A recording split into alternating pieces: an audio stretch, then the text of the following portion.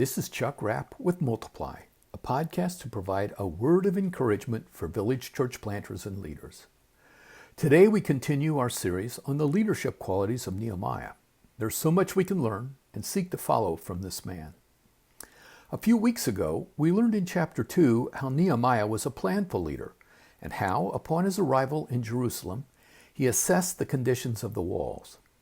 Shortly after his nightly inspection of those walls, he began to encounter opposition. At this point in the story, Sanballat and Tobiah begin their meddling and their attempts to disrupt the work and to discourage the workers. In verses 19 and 20 we read, "But when Sanballat the Horonite, Tobiah the Ammonite official, and Geshem the Arab heard about it, they mocked and ridiculed us. 'What is this you're doing?' they asked. 'Are you rebelling against the king?' I answered them by saying, 'The God of heaven will give us success.'" I see two very important leadership lessons in these verses. Firstly, nearly every time we undertake an assignment from the Lord, there's going to be opposition. Sometimes that opposition will be from people external to our team, such as in this case. But sometimes the opposition will come from those whom we think are on our side. Personally, that's the most challenging situation for me, and I call this friendly fire. I recall our first missions assignment nearly 30 years ago. Most of my co-workers sought to help us, that is my wife and me, find our place. But a few seemed to want to put us in our place, and that hurt deeply, yet we knew that God had called us.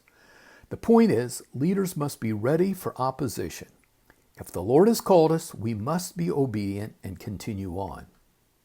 Secondly, Nehemiah was a confident leader. However, his confidence did not lie in himself or those around him. Rather, he responded, "The God of heaven will give us success." Notice that Nehemiah did not react to or defend himself when ridiculed by critics. He didn't show them his credentials.